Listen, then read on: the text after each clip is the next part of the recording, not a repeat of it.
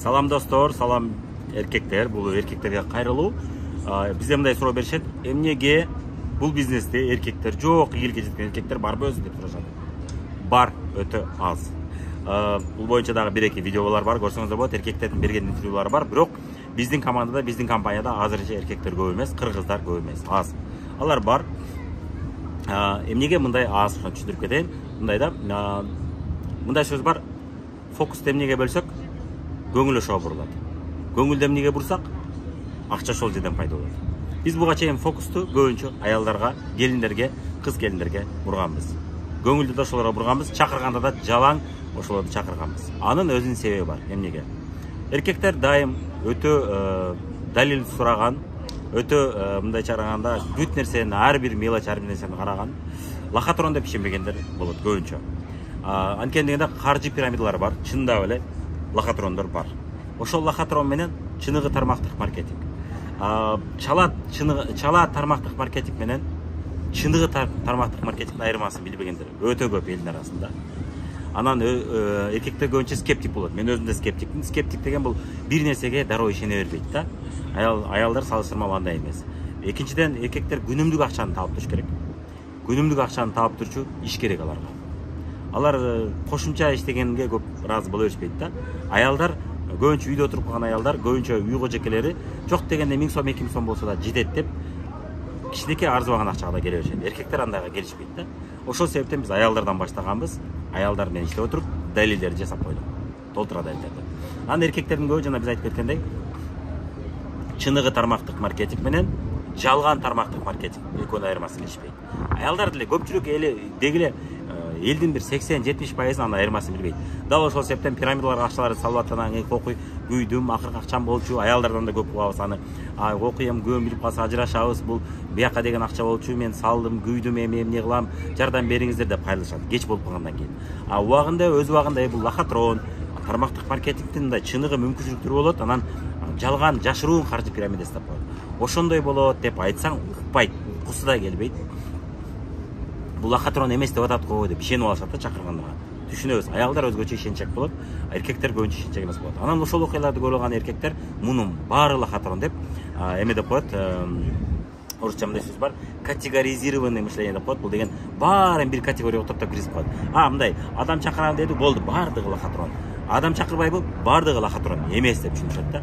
Анан ошону пайдаланып дагы жаңы түрлөр чыга берет пирамидалардын. Анан жаңы түрүнө алдана берет, анан дагы кой болбогон нерсе экен деп кала беришет. Мынча айтып атканда, бул темада элдин көбүндө сабат жок. Эркектерде дагы ошондой эле сабат жок. Биз бул лохотрон деп билебиз деген менен сиздер лохотрон менен мүмкүнчүлүктүн айырмасын билбейсиздер көпчүлүгүңүздөр. Дал ошол себептен биз эмне кылабыз эркектерге убактыбызды кетирип, алар өтө скептик болот. 20-30 адамга бул бизнес жөнүндө айтсаң, бирөөсү кызыгып көрөт, иштейт деп түшүндүрбөйт бул. Анан кийин 30 адамга айтсаң, бирөөнү кызыкканды тапкандан көрө, 10 аялга айтсаң, бир-экөө кызыгып көрөт. Эмне кылабыз биз?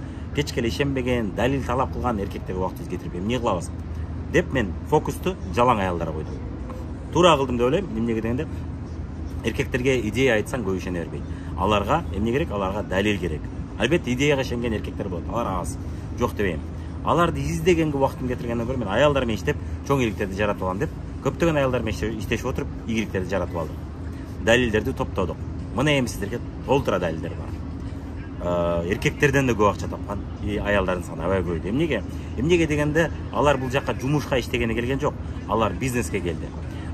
Эмнеге дегенде, алар бир эле Ошто, бир эле Жалал Абадта, бир эле Бишкекте жасай турган бизнеске келген жок алар. Алар Кыргызстандын деңгээлинде жасай турган, жада калса СНГ мамлекеттеринин деңгээлинде жасайса боло турган бизнеске келишти. Алар көпчүлүк бизнестердегидей 100 000 киргизсең анан 10 000, 20 000 табасың, миллион сом киргизсең анан 100 000 табасың деп акча менен жасай турган бизнеске келген жок. Бул жерде акча рол ойнобойт деген бизнеске келген. Бул жерде нолдон баштап сен 100 000 акча, нолдон баштап миллион акчага чыксаң болот деген өтө чоң мүмкүнчүлүк берген бизнеске келди. Ошон үчүн жада калса көпчүлүк эркектерден көп акча тапкан айымдар бизде көбөйдү. Эмнеге дегенде, бул жерде бизнес рычагдар бар. Муну сиздер кийин бизнес сабактарда көрүп түшүнөсүздөр. Бизнес рычагдарды колдонуп атырып, көптөгөн эркектерге чоң килейген далилдер жасап койду. Эркектер кыңк эте албай турган, бул лохотрон дей албай турган абалга келтирип койду. Жада калса көп учурлар болот, бизде көп окуялар болот, интервьюларда, кыскача окуяларда көрсөңүз болот. күйөөлөр көбүнчө каршы болот, ишенбейт. Аялдары бирок эми алар түшүнөбүз. Эркектердин бул темада маалыматы жок болсо, мага окшогон эксперт көп жылдан бери иштеген адистер менен сүйлөшпөсө, алардын суроолоруна жооп бербесе, албетте алар буга мындай ишенбей мамиле кылышат. Туура түшүнөм аларды, маалыматы толук жок. Мен дагы бул убакта маалыматым толук жок болгондо, мен бул бизнеске ишенген эмесмин. Бул бизнести мен несерьезный болбогор иш катары көргөм. Кийин толук мага так бир профессионал адис так маалымат бергенден кийин мен бул бизнестин күчүн көрө алдым да. Нолдон бизнес баштаса болот турган, почти нолдон баштаса болот экен деп. Анан өзүң алгачкы бизнес ачам деген керектүү акчаны таба алсаң болот экен бул жактан. Плюс бул бизнесте өзү практикада жасап жүргөн, теория жүзүндө эмес, практикада жасап жүргөн, практика жасап жүрүп акча таап аткан адам, кичинекей эмес $1000, $2000 акча таап аткан адамдар сени бизнеске үйрөтөт экен. Кандай сонун мен ушундай нерсе таппай жүрдүм эле деп келип көрүп, анан бул бизнестин күчүн көрдүм. Сиздер ошол мага окшогон адистер менен, бизге окшогон адистер менен сүйлөшпөгөндүктөн, сиздерде эркектердин көбүндө, күйөөлөрдүн көбүндө маалымат жок болгондуктан ишеним болбойт. Ошондой окуялар көп болду. Кээбилер жада калса каршылык көрсөтүп иштебей деп атты. Аялдар жашырынып, алар жумуштан келгиче иштеп атып, акыры аягы натыйжа жасап акча таап анан жолдошторуна көрсөткөндө, анан кийин значит бул жерде бирдеме бар экен, бул ахатрон эмес экен деп түшүнүп калып, анан кийин үй бүлөлүк бизнеске айлангандар бар. Кээ бирелер учурда жолдоштору өзүнүн темасында, өзүнүн жакшы көргөн ишинде иштеп атышат, бирок аялдарына жардам берип атышат. Үй бүлөлүк бизнеске салым кошуп, жардам кошуп, деги эле үй бүлөнүн бюджетин чоңойтуп атышат. Ошондой учурлар көп. Ошол эле учурда күйөөлөр каршы болбой, колдоп, бирок жардам бербейт, бирок тоскоол да бербейт да. Ошондой учурлар көп болуп атат. Далил пайда болгондон кийин, демек биз жасаган жол туура эле экен. Аялдар далил көрсөтсүн, эркектер кызыкса келишсин деген көз караш менен иштедик. Бул эң туура көз караш болду. Ошол себептен бизде аялдар аябай көп ийгиликке жеткенде, эркектер азырынча жок. Бирок бул азырынча убактылуу. Биз сиздерге бүт ийгиликке жетишиңиздерге бүт шартты жасап койдук. Ийгиликке жетишиңиздерге. Биринчиден далилдерди алып келип көрсөтүп койдук. Экинчиден эркектерге караганда убактысы чектелүү адамдар бул аялдар. Эмнеге дегенде үй жумуштары толтура, бала бакча деген, бала бакыра деген толтура, кайната кызмат деген толтура. Аялдардын мойнунда эркектерден да көп жумуш турат да. Эркектердики оор жумуш. Оңой деп айтпайм, эркектердин да өзүнүн оорлуктары бар. Бирок аялдарды билесиңер, майда жумуш көп. Башкача айтканда, анан алар көп адамдардан көз каранды. Күйөөсүнүн көз карашынан көз каранды, берген эркиндигинен, кайненен берген эркиндигинен көз каранды, бала кичинекей аны таштап кете албайт. Ошол көптөгөн нерселерден көз каранды. Эркектер биз салыштырмага караганда бошпуз. 4 талаа кула демекчи, каалаган ишти каалаган убакта жасасак болот. Бизге эч ким кожоюн эмес. Жада калса кайната эч ким кожоюн эмес, Жада калса аялдарыбыз кожоюн эмес көпчүлүк учурда. Бизден чектелүү адамдар, бизден мүмкүнчүлүктөрү чектелүү, убактысы, эркиндиги чектелүү адамдар чоң натыйжалар жасашты. Биз эркектер эмнеден калышабыз деген ойго келсе болчу, шартка абалга алып келдик. Сиздерге чоң далил, чоң себеп. Муну көрүп, аялдар ушундай жетип атса, биз эркектер мындан да чоң ийгиликке жетсек болот экен деп түшүнсөңүздөр болот. Албетте, аялдарыңыздар иштеп аткан болсо, бул эң сонун. Үй бүлөлүк бизнес эң сонун. Аял бир тарабын алып кетсе, эркектер башка тарабын алып кетип отуруп, чоң деңгээлге чыккан үй бүлөлөр аябай көп. Эгерде дүйнө жүзүндө тармактык маркетинг темасында ким мыкты топ 20 же топ 100 эң көп акча тапкан адамдар ким десеңиздер, тизменин көпчүлүгү же эркек болот, же болбосо үй бүлө болот. Эркек менен аял болот. Топ эң мыкты акча тапкандар көп ушундай. Же үй бүлө, же эркек өзү. Аялдар бар, аз. Бирок аялдар орто деңгээлде аябай көп. Орто деңгээлде аялдар аябай көп. Деги эле тармактык маркетингде азырынча эркектер көп деп айтпайм, аз. Бирок эркектер бар болгонуна жараша саны аз, сапаты жогору дегенде да. Кээде болот саны көп, сапаты жок дегенде, бизде тескерисинче.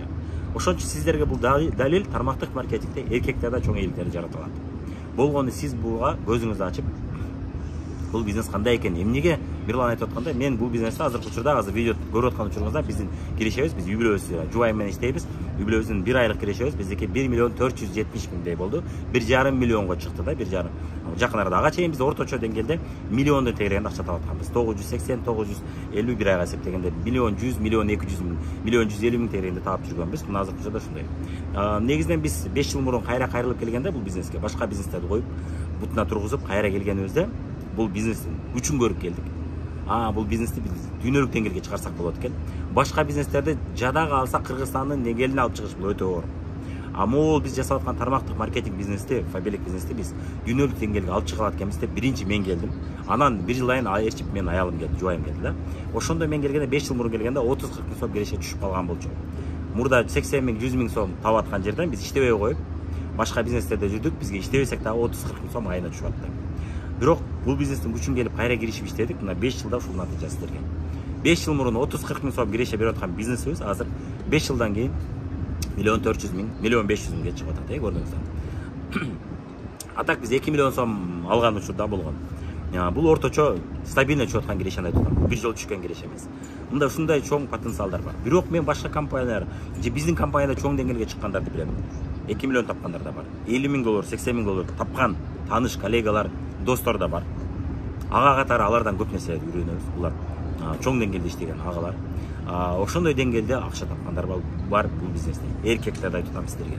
Үй бүлөлөрдү айтып атам сиздерге. Ошол адамдар ушундай акчаларды таап атышат. Эмнеге? Чек жок. Биз 46 мамлекет менен иштесек болот. Азыр биз Дубайда жүрөбүз. Уже бизде эмне болуп атат? Дубайдан бирөө өкүлчүлүк тапса, өкүлчүлүк ачса, ошондой адам биз жардам бермекпиз, көмөк көрсөтүп, жол көрсөтүп атабыз. Ал өкүлчүлүктү ачса, биз бул жак менен иштейбиз деген ниеттер, жакшы ойлор болот. Бул эмне? Бизнесибиздин чеги жок деген түшүндүрөт. 46 мамлекет бойдон кала бербейт ал. 23-жылы Юго-Восточный Азияны ачабыз деп аткан бул дүйнөнүн, планетанын, калкынын, элинин бир 30-40% адашпасам, жок, 30-40% ушул жакта жашайт. Аз тармактык маркетинг эң көп акча алып келип аткан, эң көп соода алып келип аткан регион бул Юго-Восточный Азия. 23-жылы Юго-Восточный Азияны ачабыз деп аткан болчу, бирок тилекке каршы санкциялар аны жылдырып берди. Бирок санкция бүткөндө эртең ачылат да барбыр. Элестетиңиздер, ошондой чоң деңгээлде биз бизнес кылсак болот. Кимдир айтышы мүмкүн, мен түркчө билбейм, мен англисче билбейм, мен дагы бир кандайдыр бир немисче билбейм, анда кантип мен ал жакта ачам. Сиз өзүңүз ачпашыңыз мүмкүн, бирок сиздин командаңыздагы сиздин бизнес партнерлоруңуз орусча жакшы сүйлөшүшү мүмкүн, англисче жакшы сүйлөшүшү мүмкүн, түркчө жакшы сүйлөшүшү мүмкүн, машуп англисче жакшы сүйлөшүшү мүмкүн. Ошол нерсеге киришип, дүйнөлүк деңгээлге чыгышы мүмкүн. Ошол менен бирге сиздин бизнесиңиз дагы дүйнөлүк деңгээлге чыгат. Мисалы үчүн биздин наставнигибиздин бизнес буга чейин Кыргызстан деңгээлинде болгон, анан азаздан Россиянын деңгээлине чыккан, бирок биздин команда дүркүрөп өсүп отуруп көп мамлекеттерге чыкты. Азыр биздин наставнигибиздин бизнеси дагы бир нече мамлекеттерде бар бизден тышкары. Бирок биз менен бирге андан бетер чоң масштабка чыкты да, көрдүңүздөр. Ошон үчүн бул бизнесте чек жок деген сөз ушул. Себеби дегенде бул бизнести сиз жалгыз жасабайсыз, сиз команда менен жасайсыз. Ошол команданы түздөп, негиздеп алсаңыз же, аны үйрөтүп алсаңыз ишке, биргеликте иштеп отуруп сиз дүйнөнү багындырсаңыз болот да. Ушундай мүмкүнчүлүктөрдү берет. Эгерде сиз башка бир бизнесте мен дүйнөлүк деңгээлге чыга алам десеңиз, эң сонун. Анда ошол бизнесиңизди уланта бериңиз. Бирок сиз Кыргызстандан же сиз жашаган шаардан чыгара албайм бул бизнести десеңиз, анда балким сиз үчүн бул шанс, мүмкүнчүлүктөр. Дагы бир вариант, мисалы үчүн Amazon'ду билесиздер, Wildberries'ти билесиздер, көпчүлүк жаштар азыр ошого умтулуп атышат. Wildberries'те башташ үчүн алгач эле катталыш үчүн акча керек. Андан кийин үйрөнүш үчүн акча керек. Анан кечки акча саласыз. Мен көпчүлүк тааныштарым, жакындарым, туугандарым традиционный бизнес жасашты, миллиондор менен башташты да. Анан мен эмнеге биздин башка традиционный бизнестер бар, аны улантпадым. Традиционный бизнесте мен бизнесимди чоңойтушум үчүн өмүр бою тапкан акчамды киргизем. Мен анда качан жашайм дедим да. Киргизе берсем чоң акча табыш үчүн. Мен бул бизнесте эмнени көрдүм? Акча киргизбестен мен бизнесимди чоң акча киргизбестен чоң деңгээлге чыгара алам. Акча киргизем, чоң деңгээлге чыгарыш үчүн мен киргизем. Котормочуларды жалдайм, бул боюнча бар. Бирок бул мисалы үчүн 100 миң киргизип 10 миң сом, же 50 миң сом табам деген вариант эмес да бул. 50 миң сом киргизем, миллион табам деген вариант да. Же 100 миң сом киргизем, миллион табам деген вариант. Мага ошол вариант жагат. Ушул вариант менен иштеп чоң деңгээлге чыкса болот. Эгерде сиздин бизнесиңиз, мына Wildberries айтып атасыз, Wildberries'те чектөөлөр көбөйүп барат. Бул жаңы багыт, жаңы тармак, билбейбиз кандай кетет. Amazon'да деле ушундай чектөөлөр көбөйүп баратат. Бирок Wildberries'те мен билем, сиз миллион табыш үчүн жок дегенде 2-3 миллион киргизишиңиз керек. 10 миллион табыш үчүн жок дегенде 20-30 миллион киргизишиңиз керек. Менин бизнесимде, биздин бизнесте миллион табыш үчүн сиз 100 миң киргизсеңиз жетет. Болгону, андай бизнес табыш кыйын. Ушунун баарын түшүнгөндөн биздин бизнестен өтөрү жок экен деп мен ушул бизнести тандадым. Сиздерде ушундай мүмкүнчүлүк бар. Сиздерде азыр толук шарт бар. Эгерде сиздин аялыңыз буга чейин иштеп уже бизнес курган болсо, анда сиз ошого эгерде бирге куралы деген сизде кандай бир ой пайда болсо, жубайыңыз менен сүйлөшүп көрүңүз. Сиз бул бизнести үй бүлөлүк айландырып, биргеликте иштеп отуруп, бюджетиңиздер бир болсо, дүйнөлүк деңгээлге чыгарсаңыз болот. Сиз да бизге ошоп чоң деңгээлде чыгарып, чоң деңгээлде бизнес куруп, чет өлкөлөрдө саякат кылганча бизнес курсаңыз болот. Бул бизнестин мага да жаккан жери өзүңүзгө жашооңузга киргизип атып, өзүңүзгө жашооңузга, өзүңүздүн жакшы жашооңузга киргизип атып, чет өлкөгө саякатка киргизип атып, жакшы машина, жакшы үйлөрдү алып атып, сиз бизнесиңизди чоңойтосуз. Башка бизнесте мебелге киргизесиз, ремонтко киргизесиз. бул жерде андай эмес. Мага ошонусу аябай жагат. Эгерде сизге ушул идеялар жакса, анда сиз бул бизнесте көбүрөөк изилдеңиз, сизди маалымат берип аткан адамга кайрылып, дагы көбүрөөк билсем болобу деп видеолорду сураңыз, көрүп чыгыңыз.